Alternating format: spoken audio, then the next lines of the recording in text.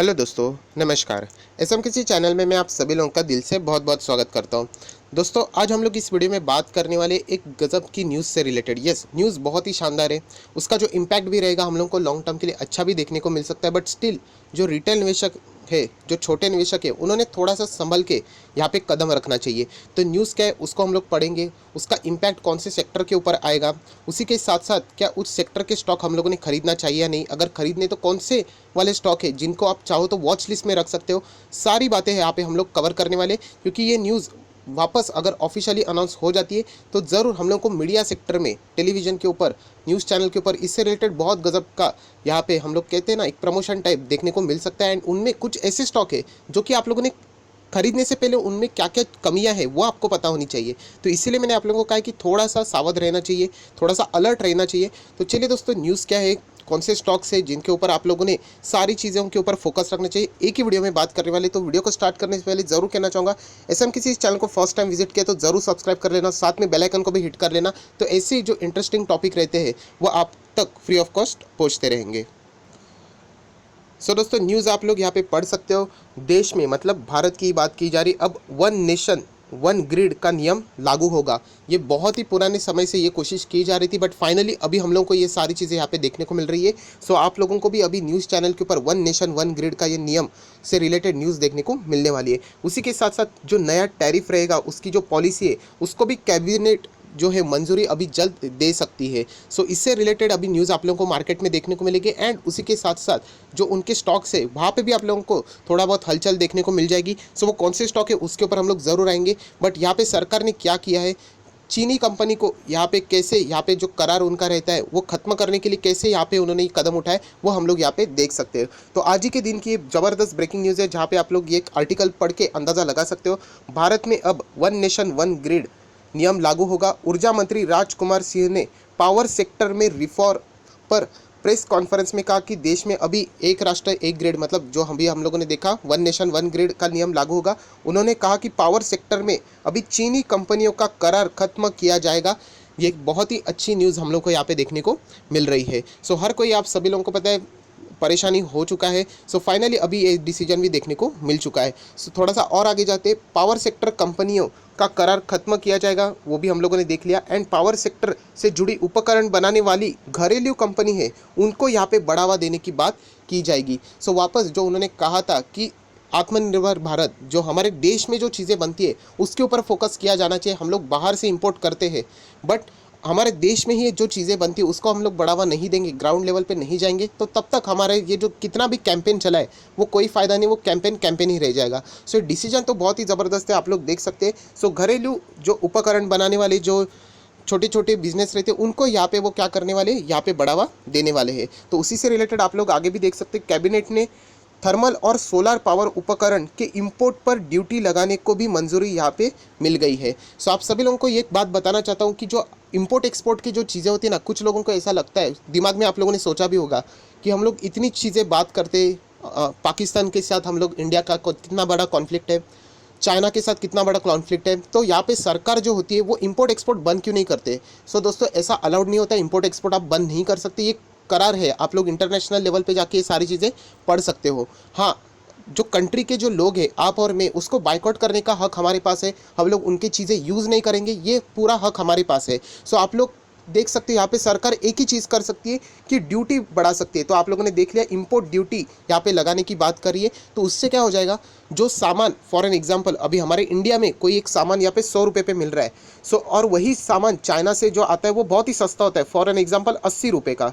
So obviously सब लोग क्या करते हैं, प्राइस फैक्टर देखते हैं एंड वहीं पे चले जाते हैं। तो अभी वहाँ पे ड्यूटी बढ़ाई जाएगी। सो ड्यूटी बढ़ाने के बाद ऑटोमेटिकली ये 100 रुपये से महंगा हो जाएगा, फॉर एन एग्जांपल 110।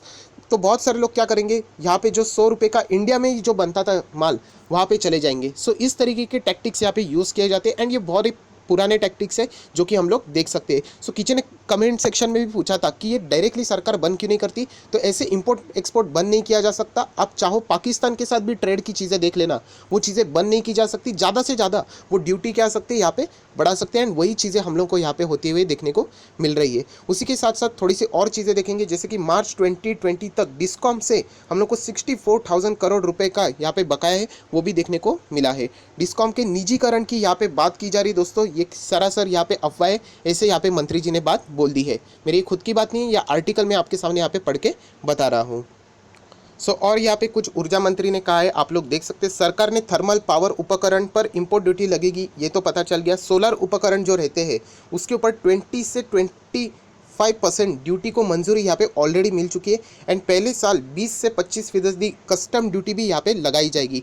यह ड्यूटी अगस्त तक लगाया जाएगा, ये भी बात उन्होंने यहाँ पे स्पष्ट कर दी है। उसी के अलावा अगर हम लोग सोलर की बात करें तो सोलर जो मॉडल्स रहते हैं उनके ऊपर भी शुरू में 20 से 25% यहाँ पे परसेंटेज के वाइज ड्यूटी लगने वाली है। एंड सोलर सेल्स पर 15% बेसिक कस्टम ड्यूटी लगेगा।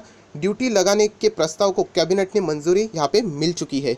ये सारी चीज़ें हम लोग को यहाँ पे देखने को मिल रही है। एंड सबसे खास बात जो आप लोगों को मैंने यहाँ पे शुरुआत में ही बताया, जो कि आप लोगों को देखने को मिल सकता है, one nation one grid, and जो नए टैरिफ पॉलिसी को कैबिनेट की मंजूरी है उसको भी जल्द मिल सकती है। इससे रिलेटेड न्यूज़ अभी हम लोग को मार्केट में देखने को मिल सकता है। तो चलिए दोस्तों, ऐसे कौन से स्टॉक है जिनके ऊपर अभी आप लोगों का फोकस रहना चाहिए, जहाँ पे हम लोगों को इनसे रिलेटेड इन्फ्लेक्ट कुछ ना कुछ चीज़ें होती हुई देखने को मिल सकती है, तो उन स्टॉक्स के लिस्ट के ऊपर हम लोग आ जाते हैं।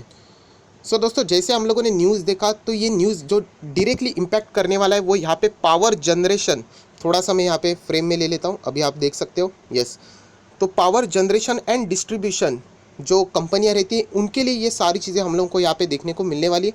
तो चलिए दोस्तों, ये कौन से स्टॉक है उनकी एक बार लिस्ट यहाँ पे देख लेते हैं। एंड बहुत लंबी लिस्ट है, बट स्टिल हम लोग यहाँ पे कंसिडर करेंगे, जैसे कि NTPC, power grid Corp, Adani transmission, NHPC, Torrent power, Adani power, Tata power, आप देख सकते हैं SJVN, CESC, JSW steel, NLC India, India grid, IEX, बहुत सारे कंपनी आप लोग देख सकते हैं, जयप्रकाश पावर, उसी के साथ साथ PTC इंडिया, रतन पावर, रिलायंस पावर, बहुत सारी कंपनियाँ मैं आप लोगों को यहाँ पे लिस्ट लिखे जाना चाहूँगा।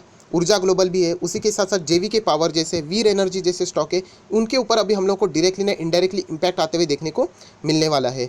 यही कहना चाहता हूँ कि इस न्यूज़ के बाद बहुत सारे मीडिया सेक्टर में भी आप लोगों को इसका कवरेज देखने को मिलेगा। एंड पावर सेक्टर से रिलेटेड आप लोगों को कुछ स्टॉक्स बताए जाएंगे, बट मैं अपने पर्सनल जो एक्सपीरियंस है मेरा, उससे मैं आप लोगों को कहना चाहूँगा, जो पावर सेक्टर है, जो पावर जनरेशन एंड डिस्ट्रीब्यूशन, ये दोनों सेक्टर है, अभी भी मैं आप लोगों को कहना चाहूँगा बहुत बड़ी दिक्कतों से गुजरे हैं। यस दोस्तों, आप सभी लोगों को पता है ऑटो सेक्टर प्रॉब्लम है, उसी के साथ साथ reality sector, construction sector, infrastructure वाले जो सेक्टर है बहुत दिक्कतों का सामना कर रहे हैं। वैसे ही पावर जनरेशन डिस्ट्रीब्यूशन सेक्टर भी बहुत ज़्यादा परेशान में है। अगर आप देखना चाहते हो तो बीच में जो आप सभी लोगों को पता है 20 लाख करोड़ का जो पैकेज था, उसमें निर्मला सीतारमण जी ने, जो हमारी फाइनेंस मिनिस्टर है, उन्होंने बहुत सारे अलग अलग पैकेजेस बताए थे। उसमें भी पावर सेक्टर के लिए लगभग 90,000 करोड़ के पैकेज का ऐलान यहाँ पे किया गया था। यही बताना चाहता हूँ कि इतना बड़ा पैकेज कभी आप लोगों ने FMCG के लिए सुना है, फार्मा के लिए सुना है, या फिर अगर मैं बात करूँ तो प्राइवेट बैंक्स के लिए कभी सुना है? तो नहीं। जो सेक्टर हमेशा तकलीफ में होते हैं ना, जो बहुत ही ज़्यादा परेशान होते हैं, उनके लिए ये यहाँ पे हमेशा पैकेज दिया जाता है। तो यही कहना चाहता हूँ, इस न्यूज़ के बाद भले हम लोगों को यहाँ पे रैली देखने को मिले, गिरावट देखने को मिले, बहुत सारी चीज़ें यहाँ पे होती रहेंगी, बट यहाँ पे इस सेक्टर से दूर रहना चाहिए, ऐसा मेरा पर्सनल ओपिनियन है। बाकी आपकी मर्जी, क्योंकि यहाँ पे आप लोग देख सकते हैं, जिस सेक्टर में अगर बार बार पैसा यहाँ पे इन्फ्लूस करना पड़ेगा, इंजेक्शन देना पड़ेगा, तो वो सेक्टर एक थोड़ा सा टेम्पररी स्केल के लिए आगे बढ़ सकेगा, बट बाद में कुछ टाइम के बाद वो ज़रूर हम लोगों को नीचे आते हुए भी देखने को मिल सकता है। हमेशा आप लोगों को पता है time value of money. Time value of money मतलब क्या, कि अगर आप पैसा लगाते हो एंड उसके बाद वो पैसा अगर आप लोगों को रिटर्न के फॉर्म में भी मिल जाता है, बट अगर वो बैंक FD से भी कम रहेगा तो फिर कोई मतलब नहीं। इससे अच्छा तो आप बैंक FD कर लेते। तो हम लोगों को अच्छे रिटर्न्स चाहिए, स्ट्रॉन्ग रिटर्न चाहिए। तो उसके मुताबिक अगर मैं बात करूँ तो पावर जनरेशन एंड डिस्ट्रीब्यूशन वाले जो जितने भी स्टॉक है, इतने खास फंडामेंटली स्ट्रॉन्ग नज़र नहीं आते। फिर भी अगर कुछ स्टॉक्स के ऊपर आप लोग नज़र रखना चाहते हो तो एक दो स्टॉक मैं आप लोगों को बताना चाहूँगा, बट वहाँ पे भी हम लोगों को कुछ ना कुछ ड्रॉबैक देखने को ज़रूर मिलने वाले। तो चलिए, अगर आपको फिर भी यहाँ पे कुछ स्टॉक्स देखने, तो उसके ऊपर मैं यहाँ पे आ जाता हूँ। तो सबसे पहले पावर ग्रिड। यस दोस्तों, इस कंपनी के ऊपर आप लोग नज़र रख सकते हो। जैसे मैंने आप लोगों को वापस कह रहा हूँ, मेरा ही कोई रिकमेंडेशन नहीं है, स्टडी करने के लिए आप लोगों के लिए मैं शॉर्टलिस्ट करके खुद ही स्टॉक कुछ बता रहा हूँ। 170 के 8 के आसपास देखने को मिल रहा है। इस स्टॉक के ऊपर ज़रूर नज़र रख सकते हो। लंबी अवधि का चार्ट पैटर्न देखना है तो वो भी देख सकते हो यहाँ पे, तो आपके सामने सारी डिटेल्स ओपन हो जाएगी।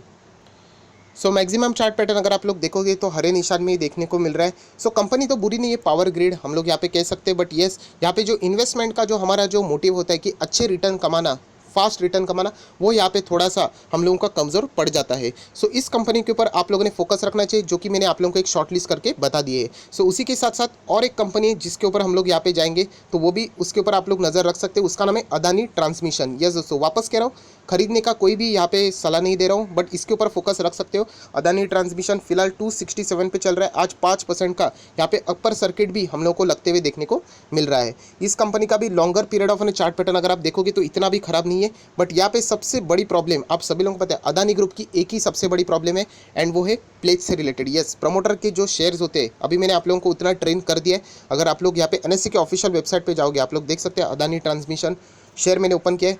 कंपनी इन्फॉर्मेशन में चले जाएंगे, यहाँ पे मैं क्लिक कर लेता हूँ। जैसे कंपनी इन्फॉर्मेशन में आ गया तो यहाँ पे शेयर होल्डिंग पैटर्न आपको दिख रहा है, इसके ऊपर मैं क्लिक कर रहा हूँ। तो जैसे आप मैंने यहाँ पे क्लिक कर लिया तो आपके सामने शेयर होल्डिंग पैटर्न देख सकते हो। लगभग 75% के शेयर किसके पास है, प्रमोटर के पास ही है। बट यहाँ पे अगर मैं नीचे चला जाता हूँ एंड यहाँ पे क्लिक करूँगा तो आप लोग देख सकते हो उसमें से 53% से भी ज़्यादा के शेयर उन्होंने क्या किए, प्लेज किए हुए, गिरवी रखे हुए। सो ऐसे कंपनी में रहना हमेशा रिस्की होता है, एंड इसीलिए अदानी जो ग्रुप है ना, उसमें कि कुछ कंपनी ऐसी है कि वाकई में अच्छा खासा परफॉर्मेंस वो दे सकती है, बट उस ग्रुप के ऊपर इतना भारी कर्जा है, एंड उन्होंने मैक्सिमम वो जो कर्जा उठाया बहुत सारे शेयर्स प्रमोटर ने प्लेज करके उठाया हुआ, तो इसीलिए वहाँ पे रहना बहुत ही ज़्यादा रिस्की साबित हो सकता है। अगर आप चाहते हो तो आप लोग ज़रूर डिसीजन ले सकते हो अपने दम के बलबूते के ऊपर, बट मैं हमेशा सेफ पोजीशन पे चलना ही यहाँ पे प्रेफर कर लेता हूँ। सो ये दो स्टॉक्स है जिसके ऊपर आप चाहो तो नज़र रख सकते हो। बाकी जितने भी स्टॉक्स है इतने फंडामेंटली स्ट्रॉन्ग नज़र नहीं आते, एंड इनफैक्ट ये दो स्टॉक भी अगर हम लोग देखते हैं, ये कोई वीक नहीं है फंडामेंटली, बट कुछ कुछ पैरामीटर्स है जो कि हम लोगों ने कहा था कि जो हमारे 7 प्रिंसिपल ऑफ रूल्स है कोई भी शेयर खरीदने से पहले, उसमें ये कंपनियाँ फिट नहीं होती है। सो फाइनल डिसीजन ऑब्वियसली मैं आप ही के ऊपर छोड़ूंगा। न्यूज़ बहुत अच्छी है, बहुत ही अच्छा इम्पैक्ट भी देखने को मिलेगा, बट येस ये सेक्टर बहुत ही ज़्यादा पुराने टाइम से यहाँ पे जूझ रहा है। अगर आप बाकी जितने भी कंपनियाँ अगर आप लेना ही चाहते हो शेयर्स, तो जितनी भी कंपनी उनकी लिस्ट देख लेना, एंड उनके 5 साल के रिटर्न देख लेना, या फिर उनके 10 साल के रिटर्न देख लेना, तो आप लोगों को बहुत भारी भरकम वहाँ पे नुकसान ही देखने को मिलेगा। सो यही कहना चाहता हूँ कि ये सेक्टर बहुत ही ज़्यादा प्रेशर से गुजर रहा है, तो ऐसे सेक्टर में निवेश करना बहुत ही ज़्यादा जोखिम भरा काम हो सकता है। सो आई आशा करता हूँ जितना भी मेरी तरफ से हो सकता था मैंने आप लोगों को यहाँ पे अलर्ट कर दिया। फाइनल डिसीजन में हमेशा आप ही के ऊपर छोड़ता हूँ। सो अगर आपको ये वीडियो अच्छा लगे तो ज़रूर लाइक कर देना, दोस्तों के साथ शेयर भी कर देना, तो उनको भी ये सारी चीज़ें यहाँ पे अपडेट हो सके। So that's it, thank you very much दोस्तों, we will be meeting in our next video. तब तक के लिए बाय बाय।